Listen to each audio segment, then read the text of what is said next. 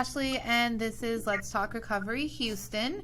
So tonight, this is exciting. I always get so excited when we're doing podcasts, you guys. It's great. We have Dr. Jason Z.W. Powers, who is the creative of the positive recovery approach to treatment. I'm super excited to get to learn about it. And really with that, I'm going to let you take it over because I just want to learn all about it. I'm so excited. Okay. All right. Well, I could tell you a little bit about positive recovery, and it stemmed from me working with George Joseph at the Right Step a long time ago.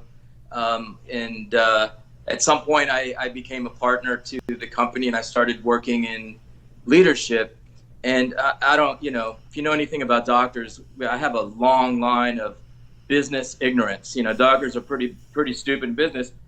And there I was in leadership, not knowing really like how do you run operations? This is, a service industry, but we have linens, we have food service. We're basically like a hotel. And, George and I are also kind of, we're kind of the same ilk that, we really just want to serve people. And that's not just the people that work that we treat, but also the people that work for us. And so we set out to make our company a best place to work, which is a great award that you don't buy, that actually people that work for you vote. And it's all anonymous. It's through the Houston Business Journal. And, we tried year after year and we just couldn't break through. And we were just like, we were at wit's end. And George had this epiphany because he read a book called Delivering Happiness, written by Tony Hsieh, who was the founder of Zappos.com, who subsequently sold that online shoe store for $1.2 billion to Amazon, whose philosophy was, you know what, we're a business and we can make money, but I really just want to deliver happiness. So it was a shoe store whose culture was first and foremost in the founder's mind, and he was true to it. And I thought that was really cool. And he attributed that philosophy to positive psychology. And I was reading it, and I thought I knew everything about everything. We get sober, and then we have these like notches of humility that kind of come along. And I was a smart doctor. I thought I knew everything about everything. I didn't even know there was this field, positive psychology. What the hell is that? It's a science like any psychology, and that kind of attracted me to it.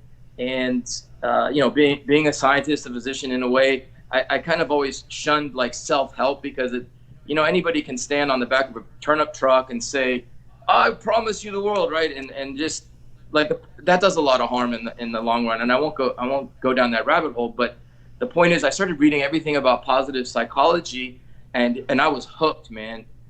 It was clear to me that positive psychology studies what the 12-step community has been informally doing for years and years and years, like almost 100 years now. And the founder of positive psychology has this hypothesis of happiness. It's PERMA, stands for P, which is positive emotions, E, which is engagement, R, which is relationships, positive relationships, M, which is meaning, purpose and meaning, and then A is achievement. And I was hooked. Everything seemed like it was exactly what we strive for in recovery, because recovery is not abstinence. That's sort of like the worst place to be, right? Anybody can sit on their hands and just not use, but that's not recovery. That's abstinence. Recovery is a full life with positivity sometimes, with engagement, that is, you're using your character strengths, with positive supportive relationships. I mean, the fellowships are like that. Meaning and purpose, well, there's built-in meaning maker, because our primary purpose is to help others. Like, how do you know if there's meaning and purpose in your life? You just ask yourself, am I part of something bigger than myself? That's there. And then, achievements. It's not achievements like for gold or glory. It's a peace of mind knowing that you pursued meaningful goals and gave it your all. And achievements like, also, we give chips and keychains away in the anonymous groups. And so there is this recognition. And so what I did was I went and got my master's. So I was already a doctor. I was already, an MD. And I went to University of Pennsylvania and I got my master's. And people are saying, why would you bother getting a master's after you got your MD? And the thing is that there's no hierarchy. It's just, I wanted to study at the feet of these giants and just, be inspired and then apply it to addiction. And that's what positive recovery is. It is applying the science of well-being with effective approaches like 12-step facilitation. That's effective. the majority of positive recovery is not about being like positive. That's just one thing that I really have to stress. Even though the name is positive recovery, it's not about being positive. It's about being happy. Sometimes that means being content. And I'm an introvert, so I say this all the time. Like I kind of disdain, it's a strong word, being around a bunch of positive psychologists, because they're all just like happy on the outside all the time and literally singing Kumbaya at some of the right. And that's just not for me, you know. So I have a lot of meaning and I have a lot of purpose in my life, and so I don't need, I don't have a lot of pee, and that's okay. But I just thought the name positive recovery would be like sexy. And the thing is, I spend a lot of my time saying it's not just about being positive. That's like, there's no prescription for you to smile all the time and be, no, look, sometimes shitty things happen. And most of the curriculum that we use, and that's the approach to treating addiction, it's got like cognitive behavioral therapy and grief and shame resilience and like things that aren't positive, because it's not, life isn't about that all the time, but it is, for me, I needed to improve outcomes. So I was going to work every day, and it just dawned on me that, all the research is right. I have to stop pretending like the research isn't right. And that the research saying that like outcomes suck, right? The relapse rates are high soon after treatment and high during treatment. You just let that sink in for a second. Like, relapse rates are high during treatment and soon after. It's like, during treatment, relapse rates are high. That's horrible. Like, that'd be like if you're taking out an appendix and you're like, okay, good. And then the appendix comes back. Like while the patient is open, so that just didn't sit well with me. I was working harder and harder and harder. I realized, okay, there's a broken system. Like we can't just force everybody to do one thing. And like, if as an addiction specialist, I want to treat more people and I want to improve the outcomes for the people I treat. And so basically positive recovery postulates that, well, people develop addiction because they're just trying to be happy. They might be pursuing P, like feeling good, but if they go about it the wrong way, by using drugs, alcohol, sex, gambling to like ding their pleasure center, then that can lead to addiction. If they're trying to check out, if they're trying to run from something, if they're trying to fit in a group, if they're trying to fill their life with meaning and achievement, if you use substances and like mind altering chemicals, like, all the drugs, alcohol, or processes, you can develop addiction. And the way that I think outcomes are going to improve is if we get people's lives to be more rewarding than the promise of a relapse. And so that's what we do. We use, it's evidence-based and it's scientific, but it's also written in Comic Sans font. So it's very approachable. It's absolutely easy. Like, I'm a human being. One of the greatest gifts of being in recovery and like sitting in meetings is just realizing I'm a garden variety drunk, Like, I remember my first year of recovery, I spent so much time at the Delta Club, and between meetings and what people called the half measures room, I'd be playing spades with all these people are completely unemployed, and I wasn't working because my mind was mush, and I needed some time off, and it was really, my addiction was bad. But when I remember the day, they asked me like, "What do you do?" And I was like, "I'm a doctor," and they started laughing because they didn't believe me. And that's a funny thing. Like, I don't feel different than anybody I may be used to, but like the greatest gift is just knowing I'm a human, just like a grain of sand. And like, I think AA's helped me with that, and like, so has other things. And, again, so that's pretty much that in a nutshell. I'll put a period there and let you talk, because I don't know what rabbit hole I'm going down at the moment. Okay. So me and you, had talked, so you are in recovery. You've been in recovery for 17 years? Yep, this is my birthday month. That is awesome. Congratulations. So, how long have you been a doctor? I've been a doctor since, let's see, where's my degree? Long time. You're old when you have to think about it. So I graduated med school in 97. So I was an MD, but I didn't finish my residency until 2000. So I did 3 years. And I did the shortest residency possible. Wasn't, I finished residency and was able to kind of, keep everything in check because I had goals to achieve. And it was almost basically a year when I was out of residency is when I hit bottom. It was pretty quick when all the eyes were off you. You leave residency, there's no residency chairman, there's nobody looking at you every day. And yeah, it was bad. but I was a doctor already. Wow. So are you from Houston? What's Born and raised. so you're an official Houstonian. Absolutely. I've lived in just about every city in Texas, but met my wife halfway around the world, believe it or not, and I've been trying to leave Houston since I gained consciousness, but here I am. Okay, so do you want to share with us, because we know what you're doing now, so do you want to share with us what happened and what it was like? Yeah. Yeah? No, absolutely. So I was born middle child in a family where, on one side of the family, there's a lot of addiction. And it was like many people, it wasn't an idyllic childhood by any means.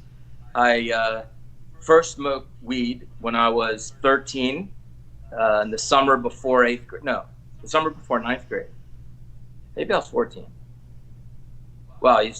Anyway, it doesn't matter. My brother, who I looked up to, my brother was 2 years older than me. He was like my hero, my idol. And he basically told me and my friends, hey, it's cool, smoke weed.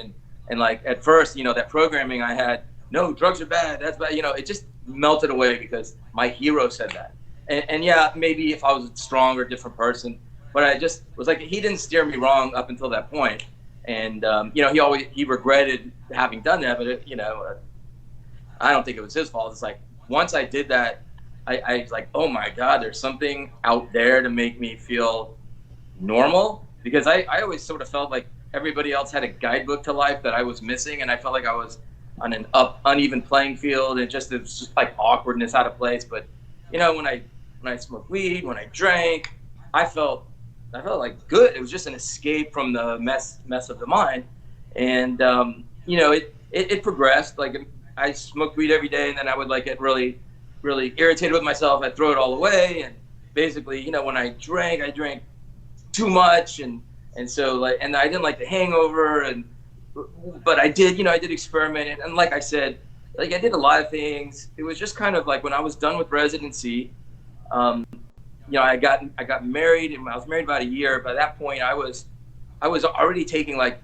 just handfuls of pills at a time. It was hydrocodone, oxycodone, Dilaudid, Xanax, just anything, and I was a total mess. Right, I was a disaster. I was falling asleep in public, right? And like when you see other people look at you with fear, you're like, that's not a good feeling. And so the shame I felt, because I kind of tried to quit, and just the pain of withdrawals and the shakes and everything, I just stopped trying to quit. I tried to quit so many times, but when I started falling asleep in public, it was really hard to explain. So addiction uses everything that the person has, and I was an MD, so I knew how to go to a sleep study. I went to a sleep lab, and I manipulated the results by taking Ativan and everything to increase or decrease the sleep latency. So I got a diagnosis of narcolepsy, which bought me about 6 months when I was like passing out in public, and people would be like, "What's wrong with Jason?" And my family would like, my wife would be like, "Shh, he's narcoleptic." They're like, bullshit, he's fucked up.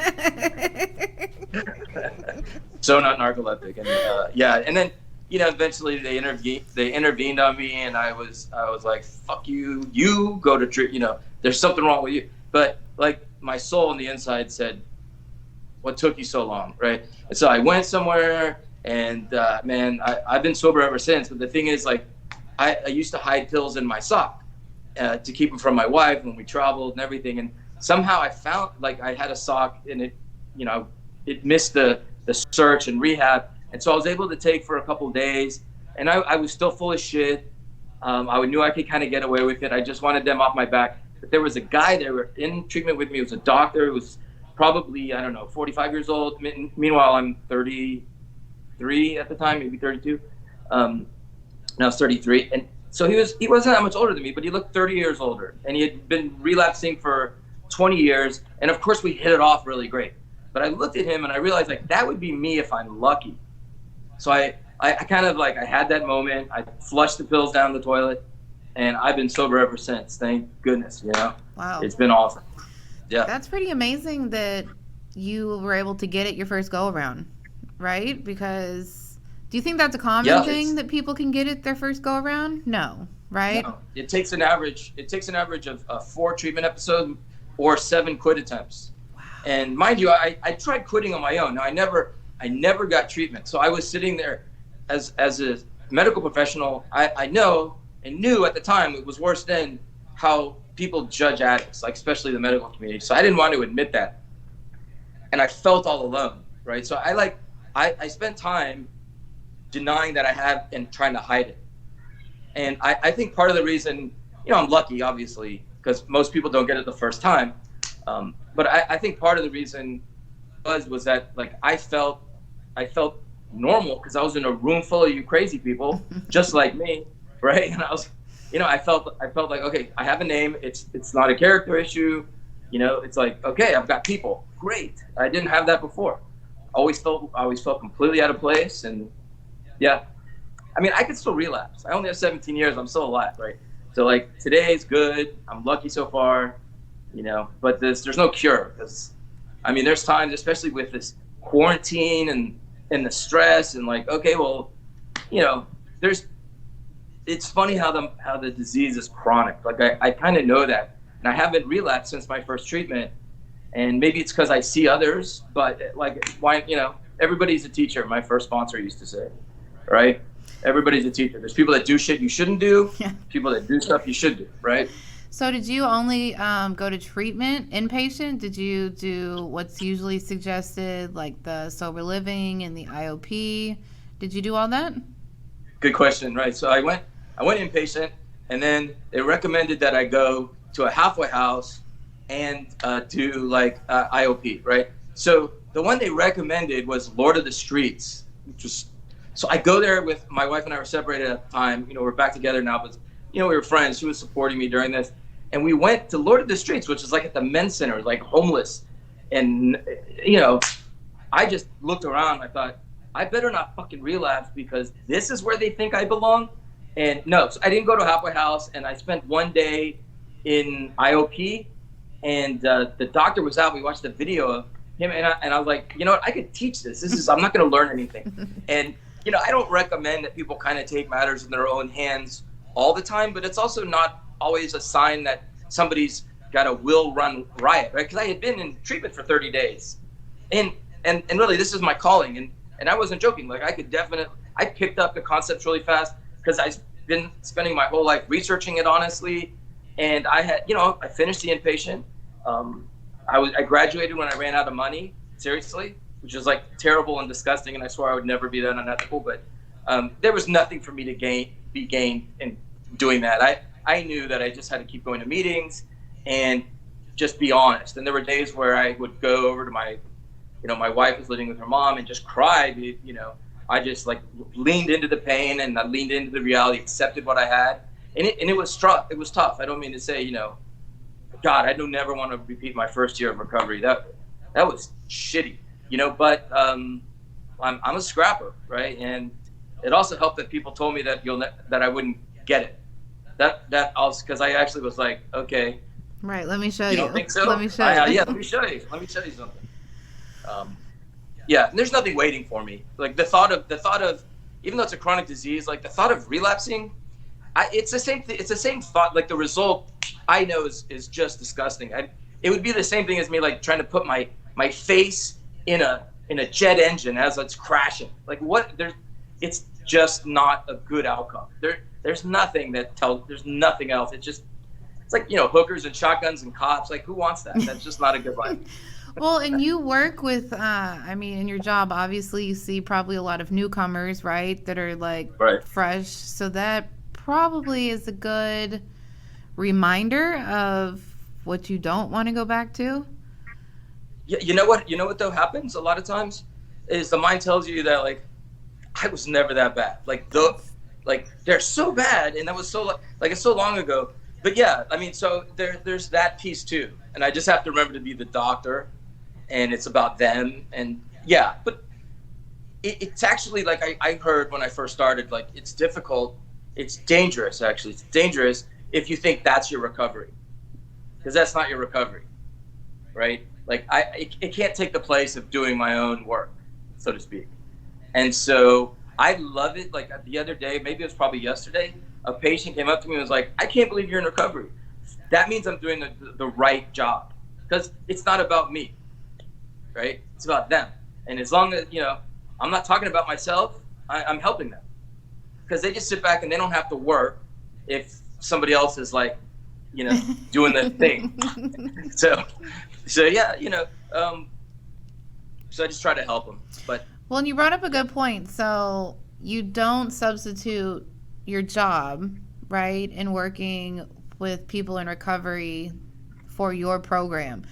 So statistically, do you see that maybe a lot of us that are in recovery that work with addicts maybe put them before us and struggle and maybe relapse, right? Because we're worried. So I used to work at a sober living facility.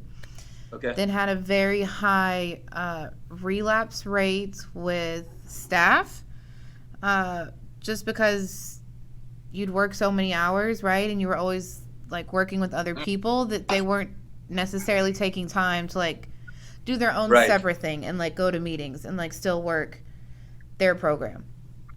Do you think it's like that for a lot of addicts that work in the recovery field, or?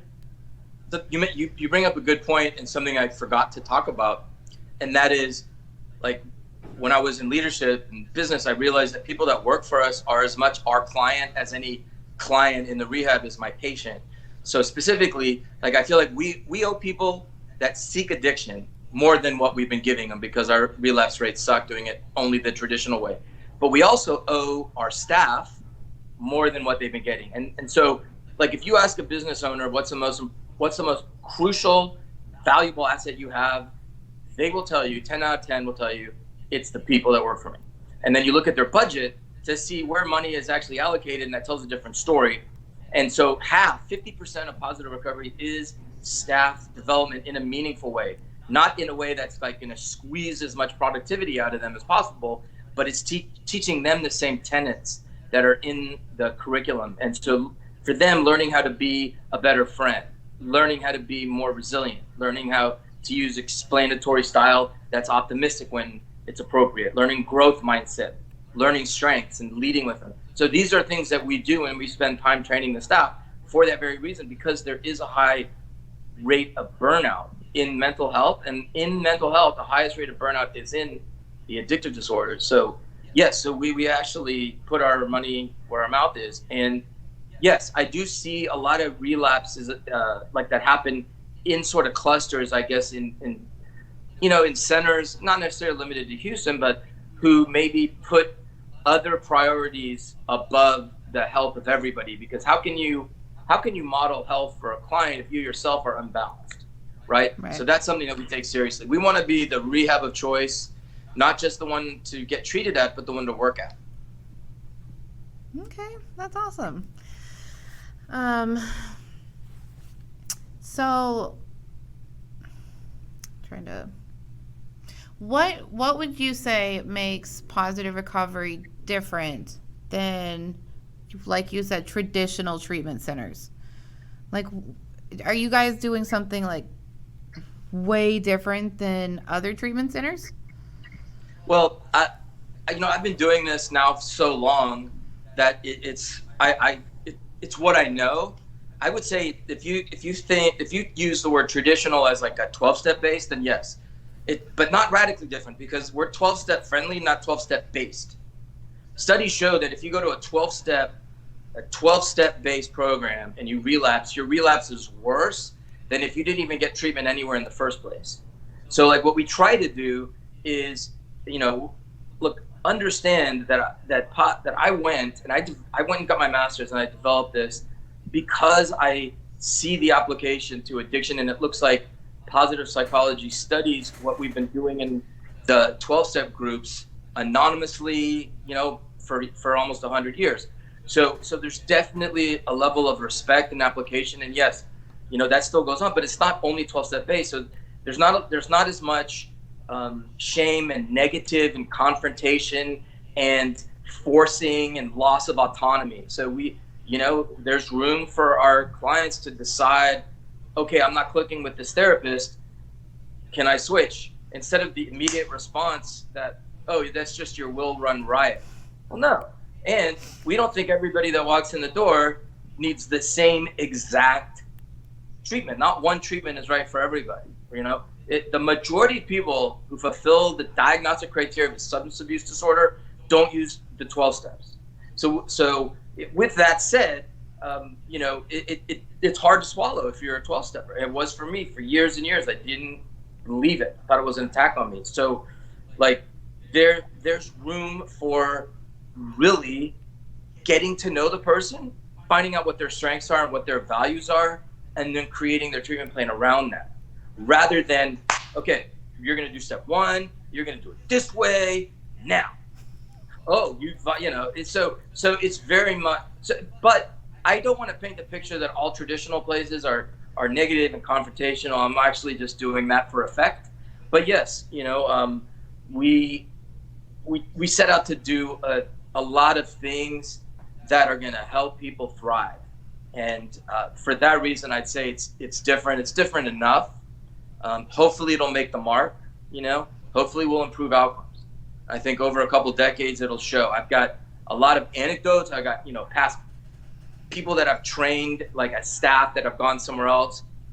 Almost like 100% have asked to use the curriculum there. And I don't charge. They can use it. They need to train their staff the right way, but I don't charge for it.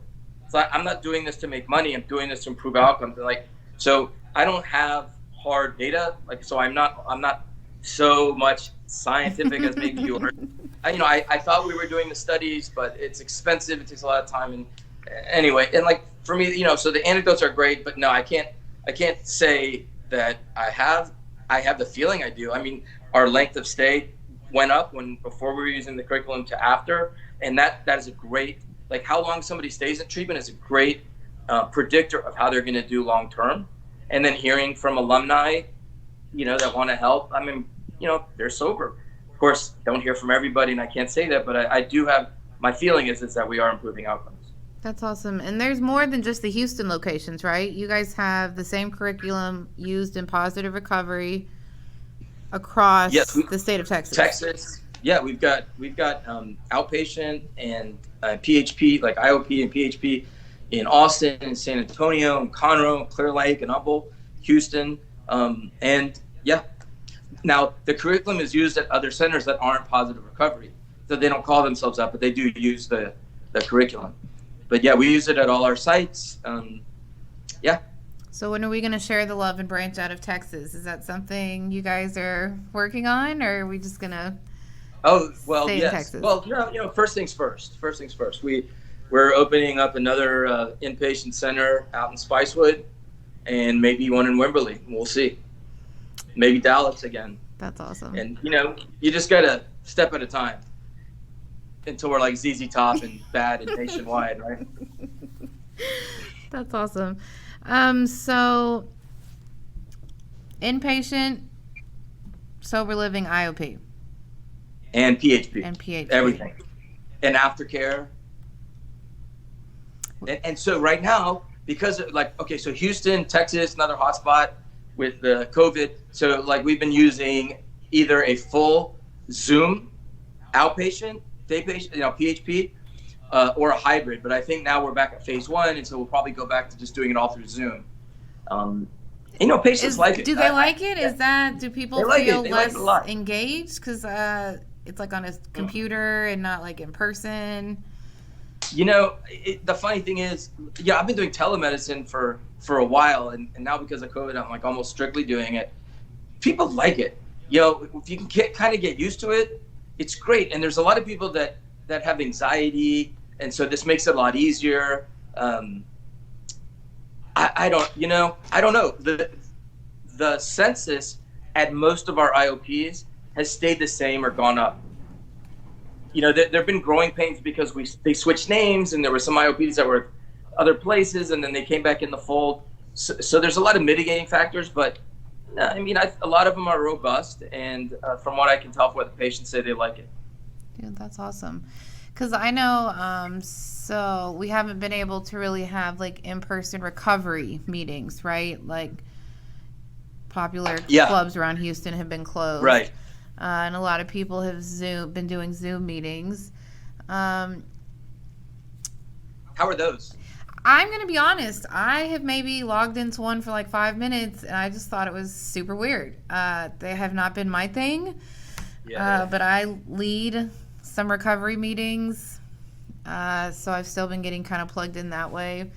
And so that's hard, right? Because I have a lot of friends in recovery that are like, multiple years of sobriety. Yes, meetings are important, but they miss that whole, like, the fellowship before and after the meeting. Dude, so one of my good friends, Dr. Russell Radoff, turned 50, and so I'm the same age because we used to carpool together. But for his birthday, a few of us went over there, and this was like in phase 1, but the first time, and we were in lawn chairs 6 feet apart in his front yard, and that's okay. We were outside. We were totally distancing. We all wore masks, and it was great. And it's a lot better. Yeah. And so the tough thing is when you get a bunch of people together, is really, really honoring that 6 foot rule, because some people think this is 6 feet, yeah. which is pretty curious to me. And it's beyond me why some people choose not to wear masks. That's also like beyond me. But if you're practicing the distancing and mask wearing, I think, as long as it's groups less than 10, right? Is that what they want? This is great. Zoom is great. Skype, whatever. But, if you could do so safely and it's important to your recovery, then yeah, you can meet. Very small groups though, but yeah, definitely not clubs.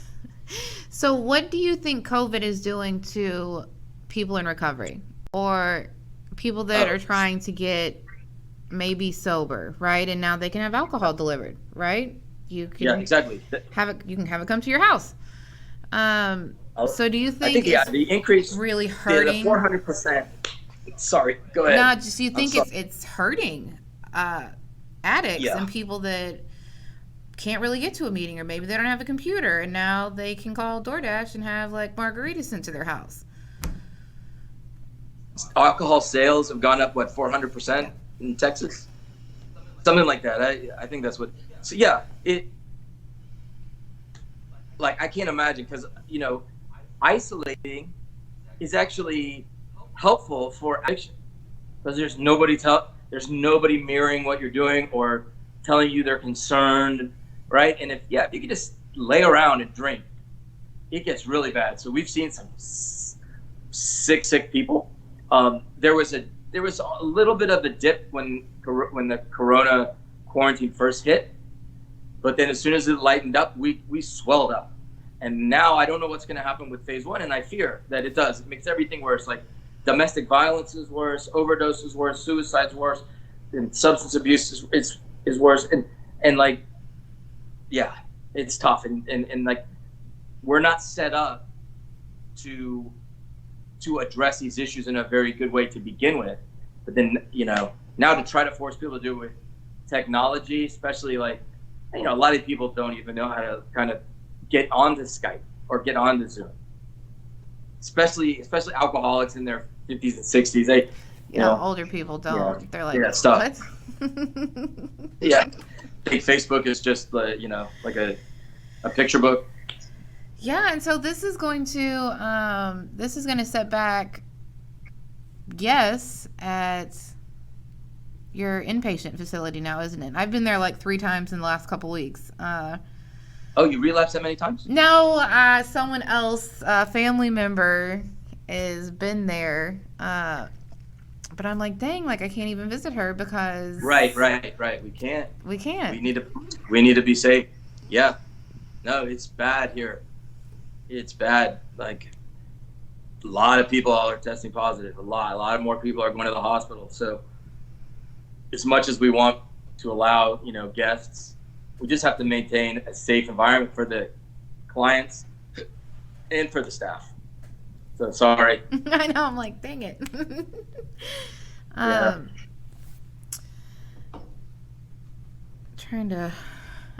Okay, so let's talk about what you're also now doing with so the website and you mean and your podcast. The podcast? Yes, you have a podcast. Right. And the daily, because I signed up for him. The emails, cool. the daily emails. Yeah. Okay, so I got to tell you, I don't know what's going on with the website. I don't go on the website. Like Christina and like Julie and our marketing, they do that, and it's great. But I am hosting a podcast, which is pretty cool. I didn't think I would like it, being an introvert, but I'm very curious, and I love research. I'm like, love of learning is one of my strengths. So like today I interviewed Elizabeth McInvale, and she's like big in OCD world. So I learned everything about OCD. Like I knew a little bit as a doctor, but so it's great fun. I try to keep it light. I had a couple comedians on. One was in recovery, and I tried to be funny. I don't know if I was, but basically it's just like it's a great tool, and the goal is like another arm to help people flourish. So that daily guide you were talking about, and you're getting the reminder, so people can do it along with us. So we do a positive intervention every podcast. We ask our guests to do it, and so far, I think we've done 8 of them, and everybody's done them, and they like them. And then we give them a book, a daily guide. So they don't have to buy it on Amazon. It's like, and it's great fun, isn't it? Don't you love doing this? No, I do, and I'm super jealous because I think y'all have some fancy studio somewhere, right? Because y'all sounded really good. Because I cheated and I did get to listen to the first one, but you guys have not launched. We didn't cheat. No, we are launched now. No, I think now you can listen to the first 4 if you want. Okay, because I was like, somebody told me. You didn't cheat. What do you mean you cheated? Well, somebody told me about it. Was like, but it's like, it hasn't like launched and stuff yet. And I was went home and looked it up, and I was like, okay, well, I'm gonna listen to the first one. Yeah. So, are you guys so every week, do you guys have a set date that they're gonna be? Every week, I think on Tuesdays. I don't know. That's also, decided by people who are smarter than me. And that can be found. I found it on iTunes. Is that the only place? No. I think Google has a podcast something. I'm also not great with technology. Yes, it's their Google podcast for Android users, because I'm on there too. Finally, yeah. I should probably be. But I love listening to podcasts myself. I listen to them in my car all the time. Well, I love Malcolm. It's cool, right? Because we're in this forced COVID, right, where a lot of people are home and not engaging with other people. And I think when it first happened, Amazon completely sold out of like mics and equipment that you would use to make a podcast, because just people are like, hey, I'm just going to make a podcast. So I think, that's cool, right? That people can just make podcasts. So they ran out of toilet paper and mics. Yes, and mics. People are probably hanging out in their bathroom making podcasts. But it's just, I don't know, it's really cool because you can listen to, there's just so many even just recovery podcasts, right? Right, yeah. Out there, which is just, there's all this information. But it's like, okay, so I'll get your opinion on this. AA holds there are traditions, the traditions of AA. Anonymity at the level of radio, television. Yes. Absolutely. Yeah. So absolutely. I was talking to someone and she was like, oh, no, absolutely not. And I was like, but we have speaker tapes, right? Even before podcasts, we had speaker tapes. And I was like, so why is a speaker tape okay, but a podcast is not okay? Right? Because to me, they're like... Good point. They're the same thing. And speaker tapes have been around, forever. Forever, people have had their story on at least the audio. So have you had any kickback yet, right? Trying to get people to come on that are like, oh, I want to protect my anonymity? No, not so far. And, quite frankly, I'm not, like, the goal isn't to make AA public. Right. The goal is to help people flourish in recovery, at work, and at home. And you don't have to have addiction to benefit from positive psychology. So, people buy the book and do the daily guide who aren't in recovery because it helps improve their positivity improve their engagement, help them develop positive, nurturing relationships, improve their meaning and purpose in life, and achievement. Everyone should work a 12-step program, right? Have you ever heard that before? It's not, no. Right? So it's not like a substitute.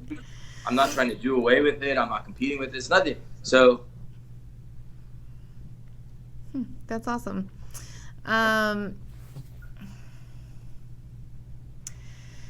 So what would you say has been your favorite thing about being in recovery? Oh, okay. We're going to do favorite and least favorite. So the least favorite is knowing all the stuff I did. Like the stuff I'm capable of, it's so gross. Like not happy thoughts, you know? But without those things, without the disease of addiction, I wouldn't be in recovery. And the best part is the growth, right? It's like, and I said this today on the podcast. I was talking. Elizabeth has OCD, and she's overcome it, and she helps people. And you know, the growth that happens when you are forced to look at everything you do with such mindfulness is incredible. And like, if I didn't have addiction, I would have just sleptwalked through life. Like, you know, I would never have had to sort of do the kind of introspection and character building and everything that I've done. And I'm totally work in progress, right? Like, you know, I got a ton of Achilles heels that I get to work on, but I can feel it as a direct result of being in recovery. So I would just say it's kind of the perspective, the growth, the humility, relationships. I don't know. Like, you ask for one thing, it's kind of like asking a kid, what's your favorite color? Blue, green, orange, red, yellow, right? So it's hard for me to say one thing, but I just say, like, the painful forced growth is my favorite. Okay. How's what about you? What's my favorite? Yeah. Honestly, I think since this time being sober, I'll have 3 years in November, which is the longest I've ever been sober. Congrats. Yeah, that's finally not being selfish, right? And really wanting to work with other people and help other people. Because I think for the longest time it was like, dude, I was selfish. It's like all about me, right? And I know everything. And I just, all these times when I had tried to get sober, I was like, no, like, I'm never gonna, I just need to worry about me, right? Like, and I honestly had never made step 12 before. But this time, like, really getting to work, dude, with addicts. And here, you know, since I've done the podcast, just getting to hear people's stories. Yeah. And getting to visit different treatment centers, and like, that's been really cool. So that's probably honestly my favorite part, is just really, really, really getting to work with other addicts. I lead a Codependency Anonymous meeting every other Wednesdays at a sober living facility. And so here lately, that's been fun, right? Because it's co-ed, but I've had more males showing up than ladies who are actually like wanting to do step work and like all this stuff. And I'm just like, that's crazy. Way to go, man. Yeah. No, we're making progress. Y'all are. And that's what I said the last meeting. I was like, well, push up to the men that showed up. Like, oh my gosh. So yeah, I think just getting to work with other people has definitely been my favorite. Do you have sponsees? Are you like super active in that whole part of recovery? Like, are you going to meetings, and do you sponsor people? Okay, so I have one sponsee, and I think part of I went up to him and told him I was sponsoring him. Like two people have asked me to sponsor them. I don't know how much of it is that, like, I might have probably been a lot of people's doctor. Yeah, I worked at 3 centers here, but it doesn't matter. You know, I'm not super involved as much now. I think I know it's there if I need it, and that's great. And I feel my life is very rich at the moment.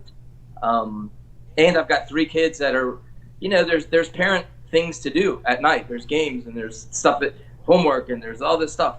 And yeah, homeschooling was fun for like the last 6 weeks of school or whatever it was. I think I was more ready for summer than my kids. I was just like, please let summer get here. I loved it. I finally had an excuse for all the times I talked to myself. I would just tell people I'm having a parent teacher conference. That's good. So obviously you and your wife are good now, right? Did that take a long time to get? It did. It took about 9 months. I thought you were going to say years. I thought you were going to give me a bigger number than that. Dude, that's a long time. and at some point I just had to say, okay, listen, I'm sober 9 months. This is what's going on. And shit or get off the pot kind of thing. She's like, okay. And we got back together. She hated me for like the first year, and I gave her the anger, and I get it. Cause I wasn't the greatest person in the world, but just the deceit. When you tell people you have narcolepsy, the amount of deceit that goes on, it's like crazy. So I had to like accept it, and then and now everything's great. Did she go to Al-Anon or anything like that, or? She did, but it really was. She went like once or twice, and it wasn't for her. I mean, she's a very like forgiving, accepting person, and she's lucky in the sense that she just doesn't need a lot of work. She's probably an old soul. Like, she's good.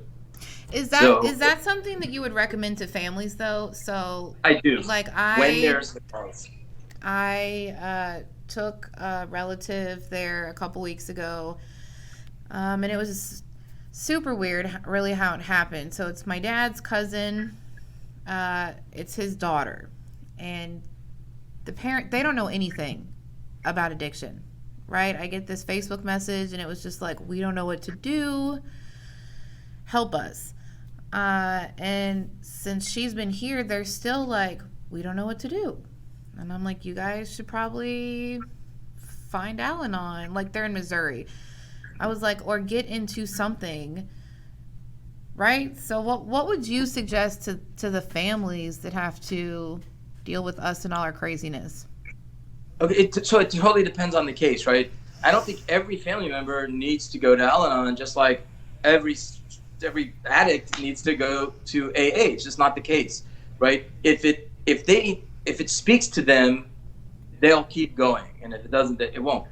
But I sort of will recognize if somebody is trying to control or manage their loved one with addiction, then I would recommend they go. But I also recommend they get educated on what addiction is. And there's a really good book that explains what addiction is. It's called When the Servant Becomes a Master.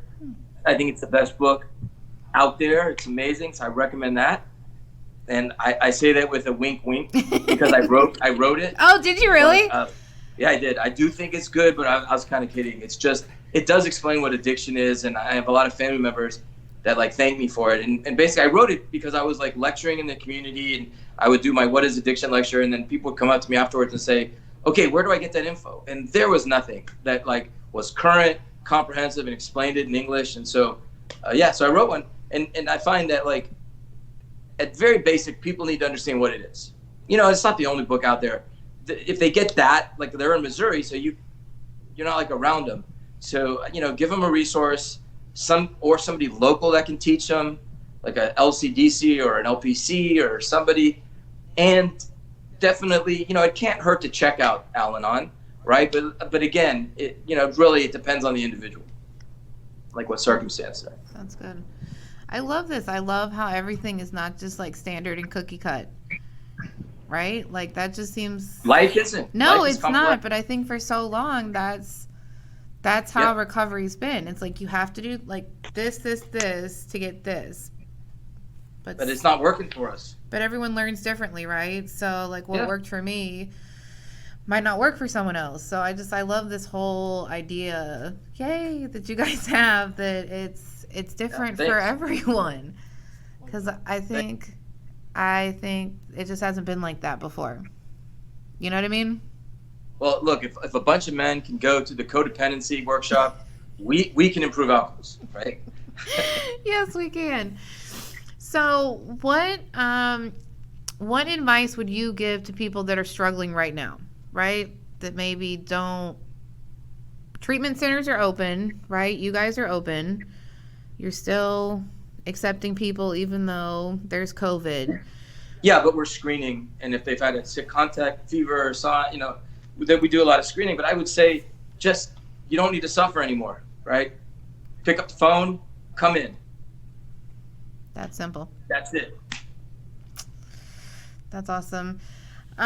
So any other tidbits of information you want to share with us? Do you want to give the shout out to the podcast address so people can find it? Sure. If not, I'm going to do it anyways, probably. So you do it. No, I don't know. Positive Recovery MD. Yeah, that's what it is. It's Positive Recovery MD. Yep, which is awesome. That info will be linked to everything in the descriptions. You want to give any shout outs to anyone else? This was fun. This was awesome. Yeah. What's up, Omar? This is great. And then I'm probably also going to list the book that you wrote, Wink Wink. Can people find that on Amazon, Barnes & Noble? Yes. Yeah? Yep, those two. Okay, cool. My parents found it in a bookshop in Oregon, believe it or not. Really? Dude, Yeah, that's awesome. I know, 'cause I couldn't find one in Houston. So.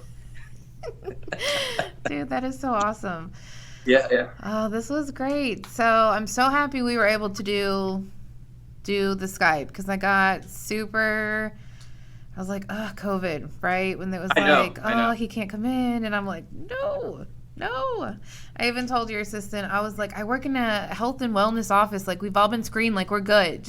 I was like, we're good. So I'm just happy that this actually.